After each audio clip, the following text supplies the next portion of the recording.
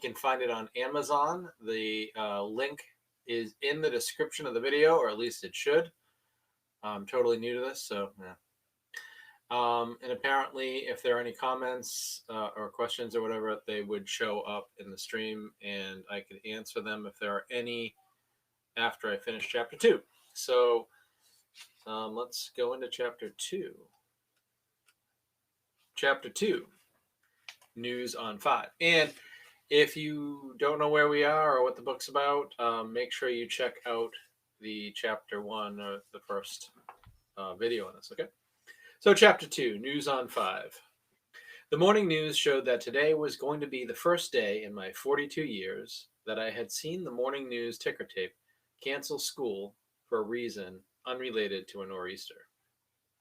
The line of school closures included all sorts: elementary, middle, high school, trade school, Catholic schools, private schools, and the list went on and on.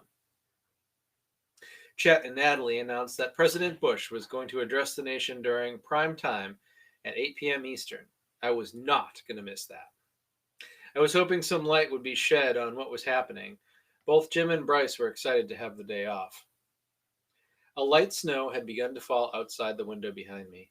Jimmy asked if it was all right to go to Dan's house to hang out. I said, I'd rather you stay at home for right now. I'm not sure what the deal is with the bug, so I'd rather be safe than sorry. I could tell he wasn't impressed with the answer as he made his way through the dining room and into the hallway, which led to his bedroom. The slammed door confirmed my suspicion. I could tell Bryce knew the answer intuitively because when I turned to where he was standing in front of the TV, he was gone. Instead, he was sitting down at the kitchen table on the other side of the wall and could be heard eating some Fruity Pebble cereal. Jane was talking to work. The 16-foot beige coil from the phone in the kitchen stretched to the stove, where she had just put on a kettle of water to boil for tea. I heard the sound of the cord passing by the wooden chair legs as it shrank back to its normal size, as she returned the phone to the wall and set down a glass of milk with a swirl of strawberry quick for Bryce.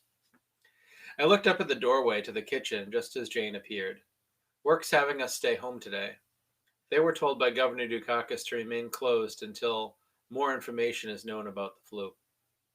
Okay, Jimmy's in his room pissed off. I'm going to go finish up the vet. Why is he mad?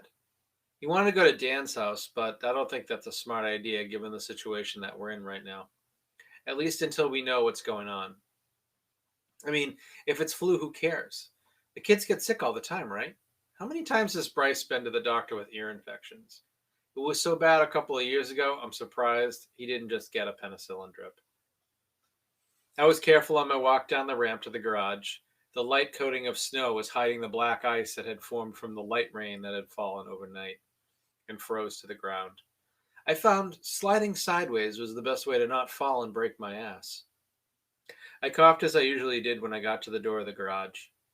I think it was more of a habit than a problem. When I did it this time, the only thing I could think of was the picture in the Enterprise of those suited people in the headline. I knocked the light snow from my boots after I entered the garage. With thoughtless effort, I reached my right hand back and flipped the switches that sprang the fluorescent lights overhead to slow, flickering life.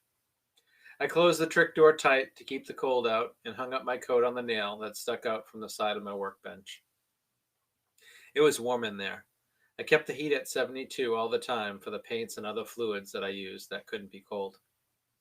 I flicked the power switch that fed 12 volts to my radio, which doubled as my white noise.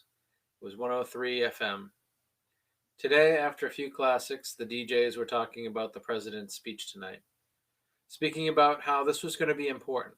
Speaking about how Michael Dukakis had announced that he was temporarily closing businesses all around the Commonwealth. This was his recommendation ahead of the president's address. I laughed a little thinking about this. How could they make everyone closes? How could they make sure? Oh, we have a correction. Gas stations and convenience stores can remain staffed and open, as well as drugstores.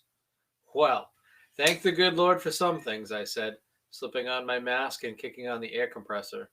The high-pressure connection sound of my spray gun was my signal to get into my zen and make this baby shine. Right now, Jim's Auto Repair was in business. All right, guys, so that was chapter 2 of my book, COVID90. You can find it on Amazon. It's on Kindle and paperback. You can check out www.covid90book.com. It's not a really great site. It's not really fancy, but we'll link you directly to the Amazon link. I also, if you have read this, I would appreciate if you comment about it.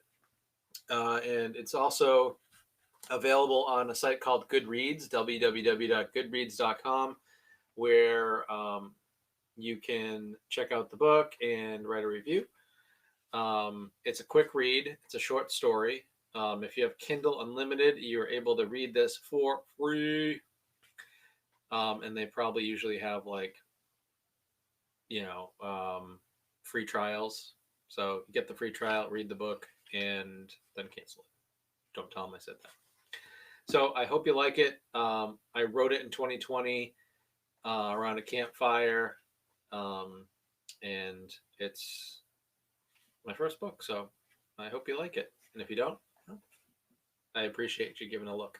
So thanks for tuning in, and check it out next time. Make sure you like and subscribe so that you can get a notification when chapter 3, 4, 5, 6, and all the rest come out. Okay, thanks. Have a good